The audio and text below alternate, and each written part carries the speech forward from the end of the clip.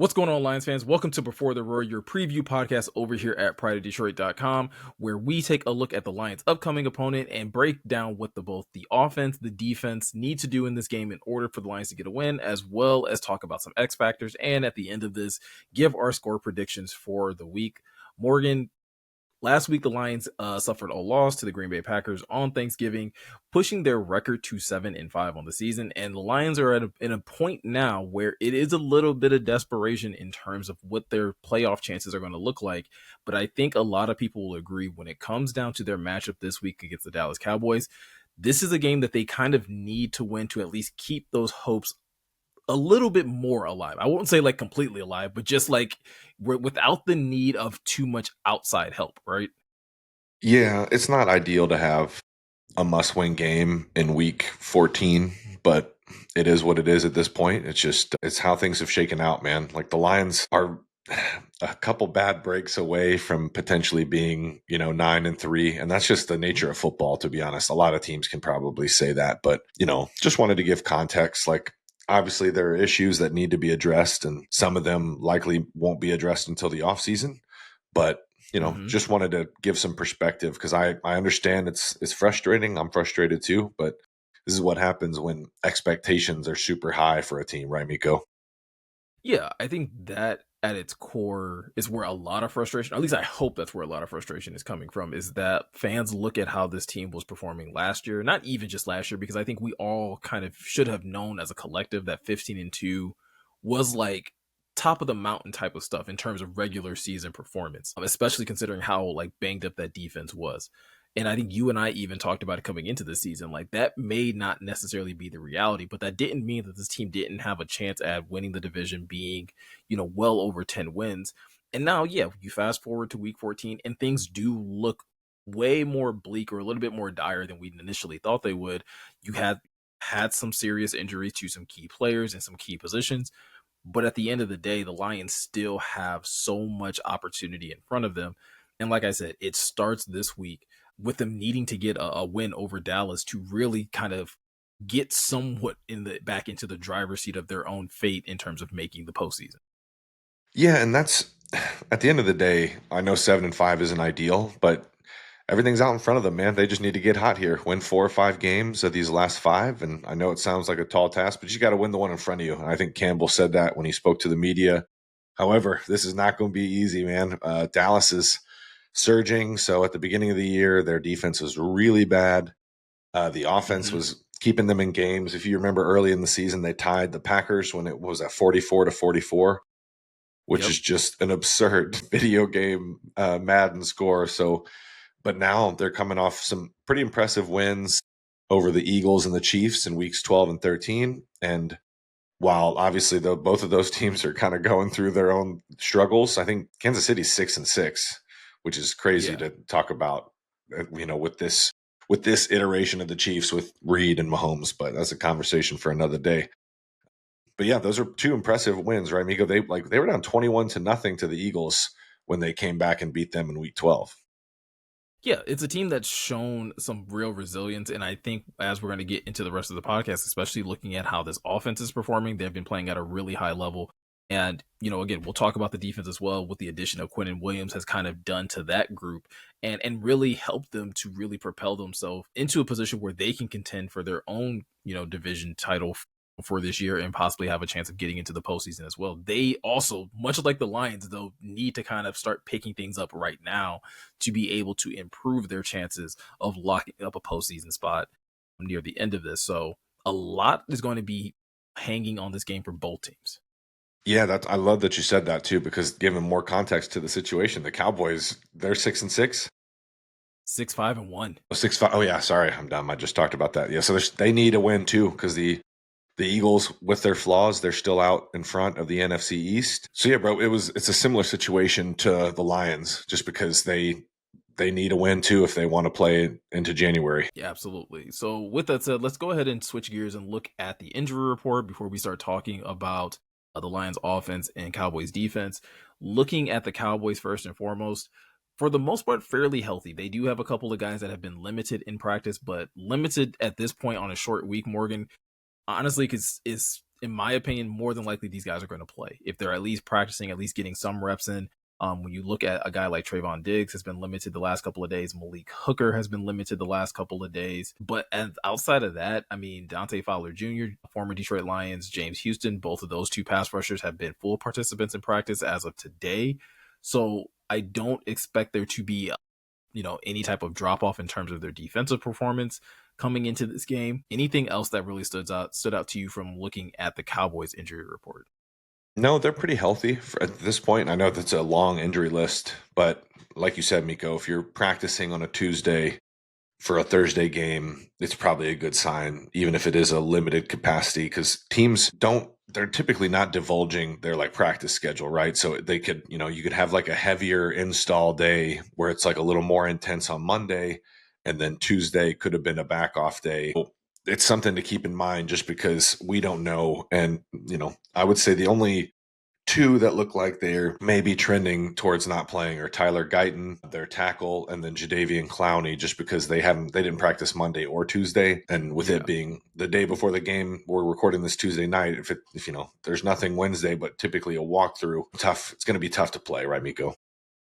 Yeah, and I think like what you pointed out about, again, not knowing how teams structure their practices, I think that's something that's really worth noting, specifically when we start to look at the Lions injury report, because I think some of the things that jumped out to people specifically this week are both tackles didn't practice today after initially Taylor Decker being limited yesterday, and Penei Sewell being a full participant in practice. Both of them not practicing today, I think get some people up in arms.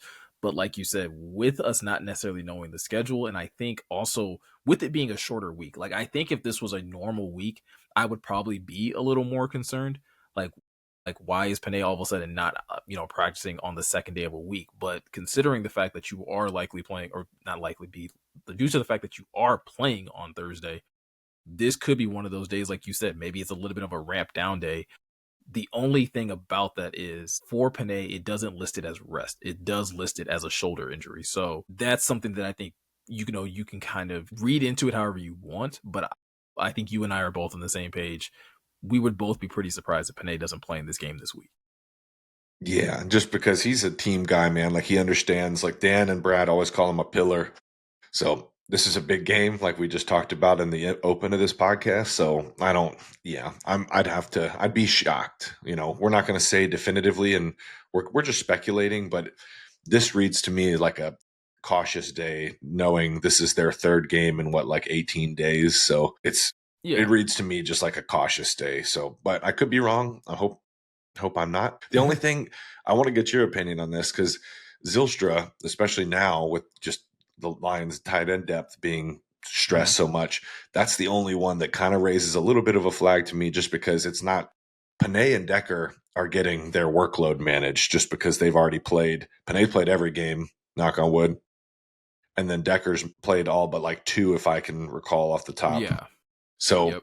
Zylstra is the only one that popped up for me. I'm like, just because. And then obviously Coyote going from not listed to limited. But yeah, what do you think about the Zylstra one? Just because it's not like they're managing his workload. He probably needs the reps, right? Well, yeah, I think that one is probably one that would raise some eyebrows just because they're supposed to be ramping him up as they like just activated him off of IR. So yeah, that is one where you are like, okay, maybe they were trying to do a little too much with him and then they just decided to back it off a little bit. Because yeah, they do need help at tight end. So maybe they were hoping that they would be able to get more out of him and then realize like, okay, like that might be a little too much. Take an extra day off, and then I probably wouldn't expect to see Shane Zylstra probably until next week, if we're being like realistic. Yeah, that's kind of what I was thinking too. Just because if that's the scenario, and again, folks, we're just speculating here. But like Miko just said, if that's the case, I don't really. If you did too much with him on a Monday, I don't know how much you want to just hand him 30 to 35 snaps on Thursday night against the Cowboys. So yeah, tight end depth, Rucci and Ricci, let's go. That is going to be, I don't know who's doing the broadcast on Thursday, but they are going to have a field day with that one. Well, it's actually, yeah, it's Thursday Night Football. So what is it? Al Michaels and Herb Street? I'll be listening on mute a lot, man. But shout out Dan Miller. Dan Miller, get it. Perfect. All right. So let's talk about this Lions offense, because I think last week we did see them bounce back in a really good way, Morgan. After a pretty disappointing performance the week prior, Jared Goff, without having Amon Ra back there, or out there at wide receiver, still was able to put up good numbers, was able to have a really strong connection with Jameson Williams. The only downside was that the run game wasn't quite there. When you look at this Cowboys defense, what stands out to you, and what is it about this group that has had them, in a lot of people's opinion, performing at such a high level these last few weeks? So, as I mentioned earlier, they definitely had their struggles early on, but with weighted DVOA, when people say weighted, the games from earlier in the season account for less of the score. That's the easy elementary way to explain it. So they're 29th in defensive DVOA right now overall, 29th in passing, 28th in rushing, and their coordinator is Matt Eberflus. I'm sure if you're listening to this, you're familiar with Matt Eberflus, Very familiar. but he's got them playing well. So they added Quinnen Williams, as you probably know from the Jets. And his addition has been huge, Meko, because they have some talent in other places that we're going to talk about. Ezraku's one of them. I like his game so far out of Boston College. But yeah, they've allowed only 18 and a half points per game since the acquisition of Williams back in week 10. So it's not a huge sample size, but it's pretty Mm-hmm. impressive considering where they were earlier in the season, you know? Well, yeah, it's a good replacement after the Cowboys traded away Micah Parsons in the offseason to the Green Bay Packers. They were definitely missing an impact player. You plug in Quinnen Williams, which is a different type of player, right? Let's not try and compare a defensive tackle to a pass rusher, but it's still a guy that demands attention. And so now opposing offenses have to account for Quinnen Williams because he does have that type of play style where he's very good against the run, but he's also very good at creating pressure in the middle.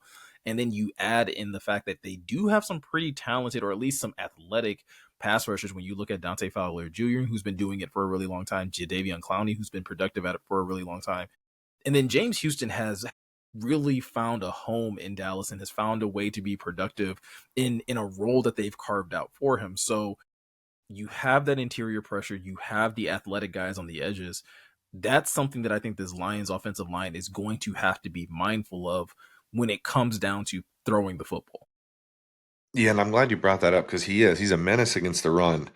But then this year, he's really turned it up. I mean, he's always been a productive pass rusher in the on the interior. Let me not speak out of turn, but he's generated 13 pressures and 1.5 sacks with a 22.4% pressure rate in his first two games with the Cowboys, weeks 11 and 12. So, yeah, man, in his first two. So it's not even accounting for week 13, something I just pulled from NFL Pro. But yeah, he's doing it. When you turn on the tape, he's collapsing the pocket, and it's going to be another test for the Lions' interior offensive line.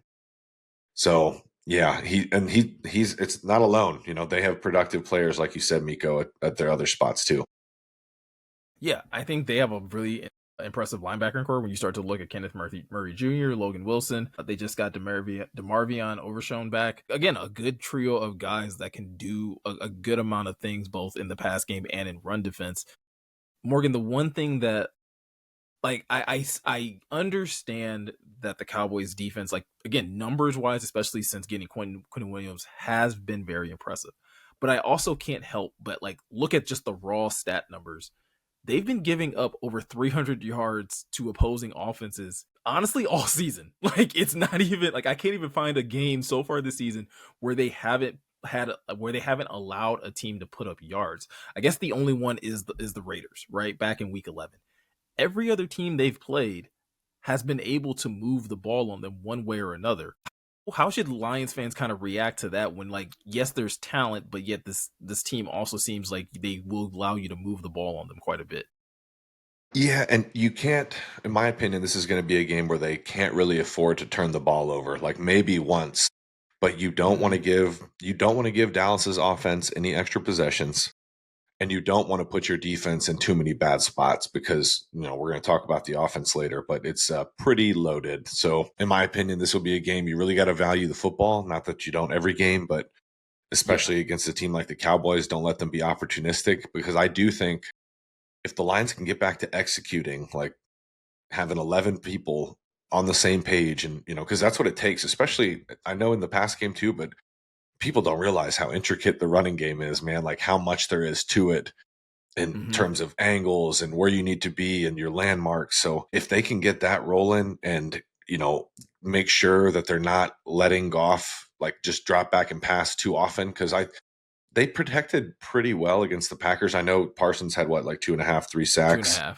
Yeah, two and a but half. Yeah. there was also times when Goff was back there and he had the time to scan the field and find Jameson Williams. So there's is going to be meat on the bone, but I think the biggest thing, especially this week, is going to be valuing the football. I love that you brought up, first of all, Jared Goff and his ability to still be able to make plays even without Amon-Ra St. Brown. But you also talked about the run game. When you look at this team, and I apologize for anyone who listened to the main podcast and is hearing this question asked for the second podcast in a row. When you look at what this offense is going to need to do in the event that they are still missing Amon-Ra St. Brown, where do you think this offense goes to find most of its production? Is it something that you feel like they should lean heavily on Jameer and maybe Monty for? Or is this a game where you kind of put the ball in Jared Goff's hands and say, like, hey, be the quarterback, be the franchise leader, and lead this offense with your arm to kind of, get this offense back on track?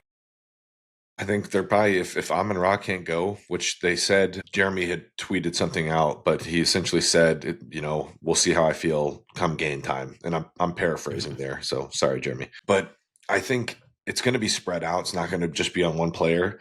But I do think you have to run like this non-negotiable. Have to run the ball well against Dallas to have a chance to win the game. Because if you don't do that, we just talked about it. You're going to put Goff in too many straight drop back situations. I want to get back to where, 40 to 50% of the Lions passing attempts are play action because that's where Goff is better. They let Yeah. him hit that back foot coming off the play fake and spin it. And you get to that by running the football. And I do think, yes, you can pepper some to Tom Kennedy or who Ricci and Rucci or whatever, but Yeah. I think there's got to be a game where, maybe 10 targets for Jameson and let him make some plays because their front seven. I like their linebackers. Like PFF doesn't love them, but I like the group. We talked Kenneth Murray Jr., Logan Wilson, and Overshone. I really like Overshone, but the secondary, if like Bland is good, but they have like a third round rookie starting at the other corner, Siobhan Ravel out of East Carolina. So I don't know how much I trust Ravel being able to stay with Jameson Williams. I don't know about you. No, like, I mean, I think the way JMO's been playing the last, like, honestly, this season, like, he's been playing really well, and I think he showed a lot of like growth in this past game against the Packers, to where if the Lions do want to lean on Jared Goff and they want to lead on that tandem of him and JMO, I do think they can find success there. But at the same time, Jameer and Monty has been a driving force for this team over the last couple of seasons. And when I look at this Cowboys defense, again, just looking at raw numbers, Morgan, there's only 4 games this season where they've kept opposing offenses under 100 yards rushing. So it does seem to be an area where they are susceptible. Yes, Quentin Williams changes things a bit, but even against the Chiefs last week, they still gave up 119 ground. So like it's not infallible that the Lions couldn't possibly find some success in attacking this Cowboys defense and seeing have they really shown up the areas that they were weak at earlier in this season. Yeah, and they're going to be. I like Quentin Williams. I like the front. We just talked about it, but I really do think if the path to winning this game is having a performance like they did against the Giants or the Bucks, or where they're just moving bodies, the line of scrimmage is being reset in the Lions' favor, and you're giving Monty and Jameer the space they need to do what they do. So now I like that pick, and yeah, I'm excited, man, because I think that's the attitude it's going to take, in my opinion, to win this game because they need like a little bit of a statement game just to kind of get their swagger back a little bit. Yeah, I think so as well. And I think that's exactly where the conversation is going to have to go when we start talking about this defense, because that's the group, in my opinion, that really needs to get back to being the defense that we were seeing in the earlier parts of the season. I think the last couple of weeks, they've gotten a little bit away from what was making them such an impactful unit, a unit that looked like they could be a top 5 defense in the NFL. So we're going to talk about exactly what this Lions defense needs to do to handle and contain a very high powered Cowboys offense that has been absolutely humming all season long. So we're going to talk about that and a whole lot more right after this. What's going on, Lions fans? Welcome to Before the Roar, your preview podcast and segment when we talked about the Lions offense and what they need to be worried about when it comes down to this Cowboys defense and how they can possibly find success against that unit that has looked pretty impressive over the last couple of weeks, but still possibly has some cracks in that armor there. Morgan, when we talk about this Cowboys offense, though, it's a bit of a different story. There's not a lot of cracks in this unit, and then if anything, they've looked like one of the top tier offenses in the NFL this season. How do the Lions possibly find a way of containing this group? Yeah, you're not wrong. So when they hired Schottenheimer, I think this was the vision because Dak is playing really, really well. Just the entire offense is. So they're seventh in weighted offensive DVOA, eighth in passing, 15th in rushing. They run the ball pretty well, in my opinion, but it really starts with Dak. He's playing really well. 25 TDs, just 8 interceptions, 69% completion percentage. And the addition of Pickens has been really big for them. It's wild that he was able to go from Pittsburgh to Dallas. Like, I still don't quite understand the logic behind that move, to be completely honest. No, Pickens is the type of player you try to rein in and harness everything, and that's what it seems like the coaching staff in Dallas has done. So props to you. And probably being around CD Lamb has to help, I would think, just because he's a pro, he handles his business, and he's awesome stud. So Well, I yeah, was gonna say it also probably helps to be around Dak, right? Like, Dak is a true. guy that's going to feed everyone. Like, he doesn't lock in on, like, yes, you have CD Lamb, but that doesn't mean that he's afraid to throw it to George Pickens. It doesn't mean that he's not going to feed Jake Ferguson if the day actually calls for it. Like, he's truly a wide receiver's like ideal quarterback in the sense that he is going to kind of spread the wealth across the entire offense. Yeah, and the way the Lions are going to have to approach it is kind of twofold. So Kelvin Shepard, the Lions defensive coordinator, said during the week that there's gonna be some changes. They have to because like what they're doing is not good enough. And I would agree. Like you're almost healthy. I know Kirby's dealing with his knee. Terrion's out, but this we just talked about before the break. Like this needs to be like an attitude, like a statement game. I definitely think that's true for the defense too, because I'm not sure they're happy with how they're being talked about and perceived right now. So Mm-hmm. playing against Prescott, they're probably gonna listen. The way the Lions approach defense too, like when we talk about all these metrics, I know it's a big hot button right now, but their goal is to not allow quarterbacks to scramble. And that's all well and good. Totally understand that. Mm-hmm. But in my opinion, it can't be so strict. It can be really strict against like Lamar and like Jackson and Josh Allen and those kind of guys. Dak is an athlete, but he's not the runner like those guys are. However, he's really good at extending plays with his feet, keeps his eyes downfield well. He's a vet at this point, like been in the league since what, like 2014, which is crazy to think about. Um, so yeah, the Lions they're gonna have to dial up the pressure, right, Meko? But Mm-hmm. you don't want to do it at the expense of letting like if he has a couple runs that break for a first down, that's fine. Those are better than the back breaking shots we've seen down the field right lately, right? Yeah, like, I would rather see Dak scramble for maybe 6-7 yards than seeing, Amik Robertson or DJ Reed getting beat for 20, like, in an instant. And now you're talking about going from being possibly at midfield to all of a sudden you're instantly in the red zone and your defense is playing back against the wall. Like, it's not a good recipe for success against in this matchup specifically. No, because it doesn't get any more dynamic. Like you could argue that there's better pairings like Higgins and Chase, or even like Jameson and Amon are up there for sure. But I really like Pickens and Lamb. They're so dynamic, and those are the kind of plays that they thrive on. They can do it all, but those 50-50 balls like down the field, that's Mm-hmm. tough, man, because both those guys are excellent at high pointing the ball. It's they think that ball is theirs, the way Amik Robertson thinks the ball is his. So Yeah. that'll be something to watch. But in my opinion, the way you negate some of that downfield stuff is you turn up the heat, man. Like you got to hit Prescott. Like sacks would be great. Getting 3 or 4 buckets this game would be great, but just quick pressures. We've talked about that ad nauseum for weeks now, but they've got to get more quick pressure. We know how bad they're like first in time to pressure, or they last in time They're to like, yeah, pressure. they're basically like last and when it Yeah. comes down to time to throw or allowing, opposing quarterbacks time to throw.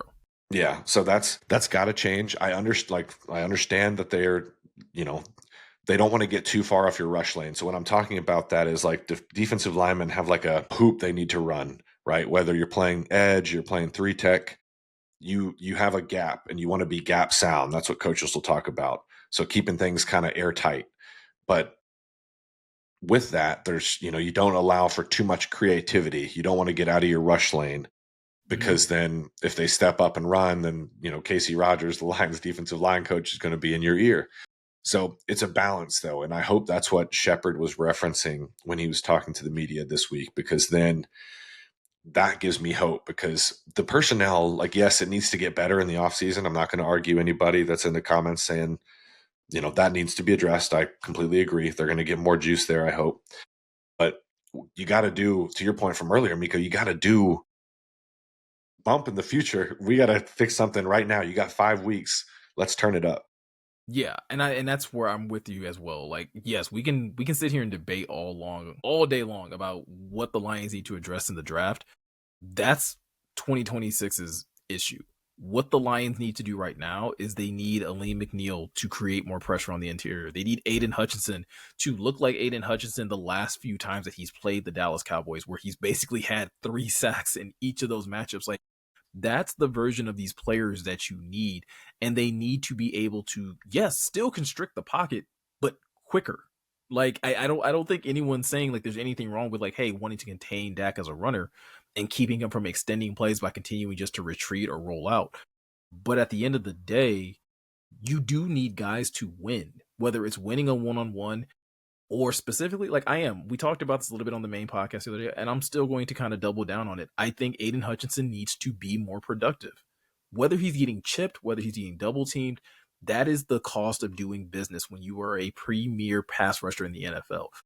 Regardless of what tier you want to put him in, his salary says top tier.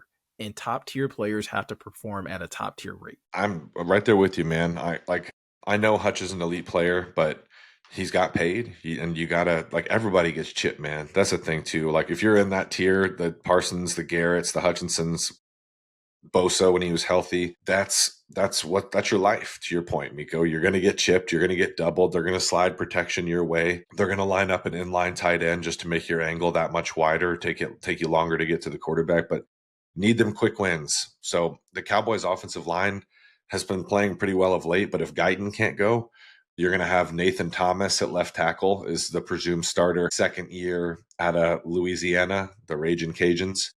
So Okay. that might be something they could exploit, maybe. And I want to see them move around. I get it. Like, he's a good run defender too, although that's taken a step back over the last several weeks here, in my opinion, just from watching the tape and then looking at, stuff like that. But we need those quick pressures, man. So the rest of the line's pretty good. It goes Tyler Booker at right guard. He had a really good game against the Eagles where he got the better of Jalen Carter quite a few times. Yeah, bro. He And balled. that's a tough thing to do too, right? Like knowing the Yeah. type of player that Jalen Carter is. For a rookie too, like, I liked him out of Bama, but people got a little afraid because his feet weren't that good. But Cooper Beebe is their center, Terrence Steele at right tackle, and then Tyler Smith out of Tulsa at left guard. So wall to wall, it's a pretty good offensive line. But again, if Guyton can't go, from what we talked about at the injury report at the top, you'd be putting in Nathan Thomas. Not that I know a ton about Nathan Thomas. And I think this is where the Lions possibly could have an advantage. Again, especially if they ramp up the pressure, if you can get Aiden Hutchinson to be playing at, again, an all pro level, if you can get Aleem being a nightmare in the middle. I think Roy Lopez has played really well, and he's been one of the few bright spots on that defensive line as far as creating pressure when he's in there, which is crazy to think because I think a lot of people thought when Roy Lopez got here, it was going to be for run stuffing and being able to spell DJ Reader in a lot of those situations. But he's been a force multiplier when it comes down to creating pressure. I would expect a lot more Marcus Davenport this week. And I think that also could be a tick up in terms of what this defense is going to be able to do. What are your expectations, though, when it comes down to the secondary that's going to be likely? And again, we'll have to go and wait and see until like we kind of probably get to game day, but we'll likely have Kirby Joseph back out there. how much do you think the Lions will continue to still try and use Kirby in the way that they always have, which is basically just single high? Or do you think they try to give him a little bit more help and ask him and BB, or maybe even Avonte Maddox, to maybe do some more split safety stuff? Yeah, this will be a game, in my opinion, where Shep's going to have to rely on his front seven to do their job and play some more like too high shells than he typically does because they play a good amount of cover one man, Mm-hmm. and that's good if Kirby's a full go, like if he's all the way at like, and we don't know if he's going to play Thursday or not, but if that that would be one thing, but even then that'd be tough just because it is Pickens and Lamb. In my opinion, that's a pretty crazy two-headed monster that can do a lot. Some of their skill sets overlap. They're different players, but they can both go get it. And that, in my opinion, I don't want to give them the big chunk plays that have been plaguing this defense for the last few weeks. Yeah, and I think the thing, like, we didn't touch on it too much, but I think one of the things that makes CD and Pickens so dangerous is the fact that they are interchangeable. Like, yes, they can both line up outside, but CD specifically will line up everywhere. He'll be in the slot. He'll be there. Like, in the same way we talked about Micah Parsons kind of being like a matchup nightmare when it comes down to like defensively putting him in different positions in different places. The Cowboys do the same thing with CD. And so I don't think it's one of those things, like, to your point, where it's like, oh, we're just going to man up on him. Listen, I love Brian Branch, and I think Brian Branch has done a good job in the past against CeeDee Lamb, but I don't know how much you want to do those types of situations when you don't have a Kirby Joseph that's 100% that can likely cover the way that we're used to him. I guess we'll see if he is, and if they decide to employ him in that way, we'll find out fairly quickly if he can. But I tend to agree with you in hopes of just not even just protecting Kirby, but also giving these corners some help. I think that was one of the other big takeaways from the Green Bay game, is just like the number of times where it's literally just the corner and the receiver out there. And you're just like, it would be nice if there was a safety somewhere. Yeah, and Thomas Harper's played well given his experience level and everything like that, but it's just not a first team all pro like Kirby is, and he's Mm-hmm. the best deep third safety in football in my opinion, just being able to cover sideline to sideline. He has so much range. So yeah, that'll be interesting to watch, but especially if there's no Kirby, I would expect more too high shells, especially in passing situations, just because I don't know how much I think you need that help over the top. Not that I don't trust DJ Reed and Amik and Rock and all those guys, but it's just a tough situation to be in. And lately, a lot of those 50-50 balls have fallen against the Lions. So not something I want to give Dallas. Also worth keeping in mind that as much as we're talking about the passing game, as much as we're talking about CD, um, and George Pickens, we also got to keep Jake Ferguson in mind. Again, a tight end that can do a whole lot.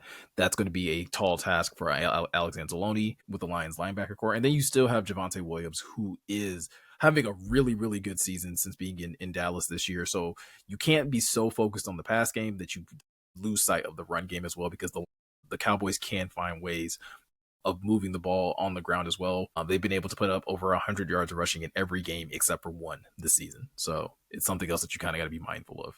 Yeah, Schottenheimer is definitely, he comes from that tree. He wants to run the ball so he can set up the play pass and set up what they do down the field. So, yeah, Javonte Williams is their lead back, tough, capable runner. And to your point, Miko, they do a really good job. So that was one thing that really frustrated me watching the Green Bay game back from Thanksgiving. It was how leaky the Lions were against the run, just with Mm-hmm.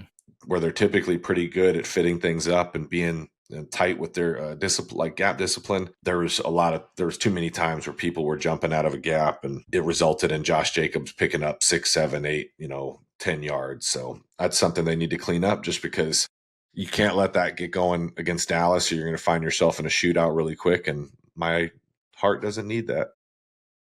Listen, I think that's a very good point. And I think that's a good transition for us to talk about our X factors, because I think what you just said is why I picked the X factors I did for this week. Specifically, I'm going to start with offensively. I'm going to go with Jahmyr Gibbs. I think one of the best ways that you can help keep that offense at bay is basically by controlling possession. And I think Jahmyr Gibbs can do that for you offensively. Yes, he can be quick scoring, but at the same time, even if you're just getting 6, 7, 8 yards a carry out of him and just continuing to bleed clock, the Lions are going to have to be able to control this game and keep Dak Prescott on the sideline as much as they possibly can. And that, to me, screams leaning on this run game as much as possible. I love that pick because that was going to be my pick, to be honest with you. But I'm going to go with my backup. So I'm going to go JMO just because I do think Hmm. when the Lions put the ball in the air, I think a pretty good chunk of those targets need to go to number one and let him make play. Like that touchdown he had against the Packers where he like ping ponged and then just turned on the Jets and was high stepping. I'm like, God, he's so fast. He's like, we again we kind of brushed past it. He is really showing that he can do more than just run these go routes, than just running these 20-yard, routes down the field. Get him the ball in space and allow him to be creative and allow him to be elusive. He's not just straight line fast, he is also quick. And I think he's been showing that a lot more this season on some of these shorter and intermediate routes. And without Amon Ra out there possibly, or even if he is out there, probably out there in a limited capacity, that's going to open up a lot of opportunities for JMO.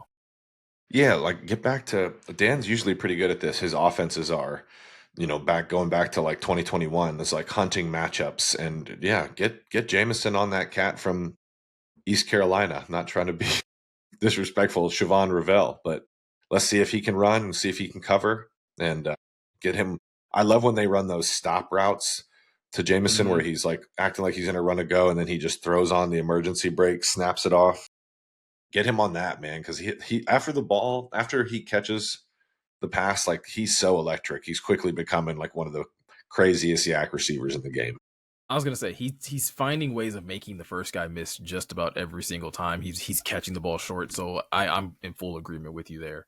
I wonder if we're in agreement about our defensive X factor, because again, some people might say it's unfair, but I think of it's again the old Uncle Ben quote: "With great power comes great responsibility."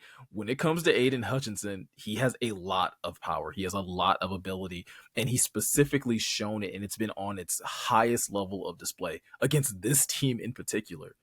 I'm not saying it needs to be 3 sacks, Morgan, but I do think he needs to find a way of impacting this game, because I think that's something that's been missing these last couple of weeks. And I think that's one of the reasons why this defense hasn't looked as explosive as it has been. I don't know what it looks like, but he's one of the best when it comes down to creating pressure. I need it in this game to be effective pressure. I need it to be quick pressure. I need it to be the types of thing that makes Dak Prescott not be able to just hit his first read. Like, make him literally have to scan the field or throw the ball away. I don't necessarily need to be a sack, but this offense just needs to look disjointed when Hutchinson is basically chasing down press.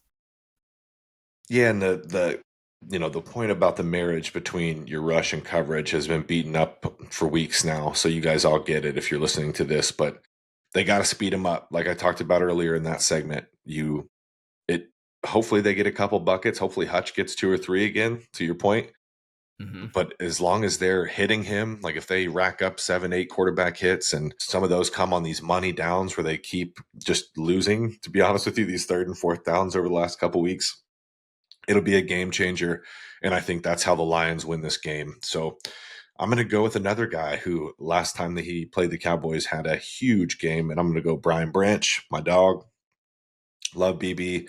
But with their passing game that we've hyped up for, 20 something minutes now, Mm-hmm. it's gonna be a big game for BB in my opinion, just because he's you can't let Pickens and CD go get crazy after the catch. And to your point, if he's playing as a deep safety during some of these obvious passing downs, hopefully he can come up. The Lions need some takeaways, man. It's been too long. I was going to say that may be the other thing that they are in desperate need of. Whether, again, interceptions, fumbles, those are going to be absolutely huge in this game. And this is a game that's again, you look at, um, the Vegas line, you look over at FanDuel.com, and their odds, they have the Lions favored by 3 in this one, which is, I find, very interesting. Still a close line, so it's almost very close to being a pick 'em, but it's one of those things where I do think the Lions have enough. And even if it's not enough talent, I think they have enough motivation, Morgan, to to get back on the horse after this one. We talk about it all the time after the Lions suffer a loss. It's been X number of games since they've had back-to-back losses. I expect that trend to continue. And I expect them to play a really, really competitive game.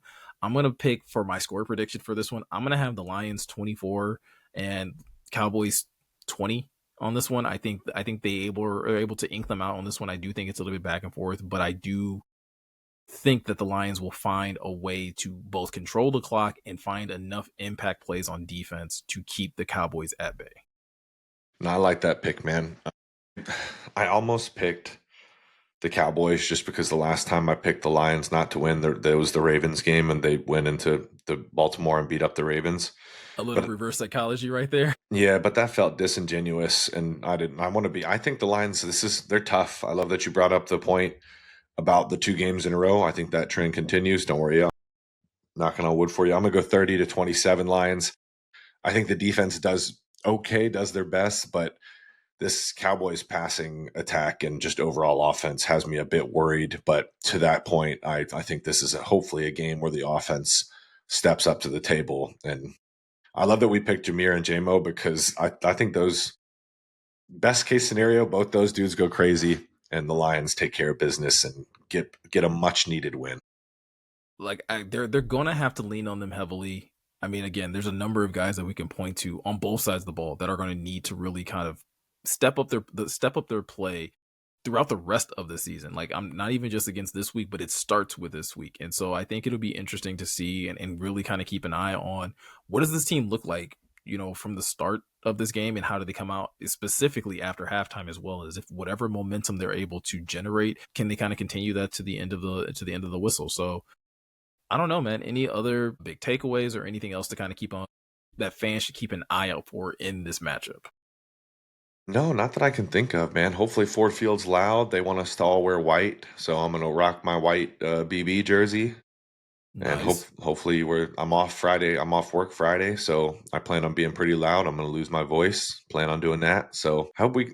It's just better, even if they don't make the playoffs, man. Even if like they win 4 games and don't get in, I want to finish. I guess that's my point. I want to finish with 10 or 11 wins. Still, it's still. I know it's not what we want. We want a Super Bowl. Understand that, but winning is winning, and I like winning more than I like losing. And yeah, that's how I feel. I'm right there with you. At this point in time, just Get a win, dub. right? Get a dub, Just man. Find a way to get a get a dub. dub. Yeah, exactly. I don't care what it looks like. We'll critique it afterwards, but right now, the Lions just need to put another win in the win column. So, with all that said, guys, if you are looking for any more additional Lions content or any more additional Lions news or updates, you can always head over to prideofdetroit.com. There are new articles being posted up every single day, multiple times throughout the day. So please be sure to check out the website when you have a chance. Also, if you are enjoying the video content that you are seeing over here on YouTube, or just enjoying the podcast in general, make sure to leave us a review over on YouTube. You can easily subscribe to our YouTube channel by hitting that red notification bell, as well as hitting the notification to make sure that you get notified whenever we do go live or whenever we upload a new video as well. So, Morgan, with all of that said, I'm Meko. He's Morgan. Thank you guys for taking the time to watch or listen, and we will see you guys in the next one.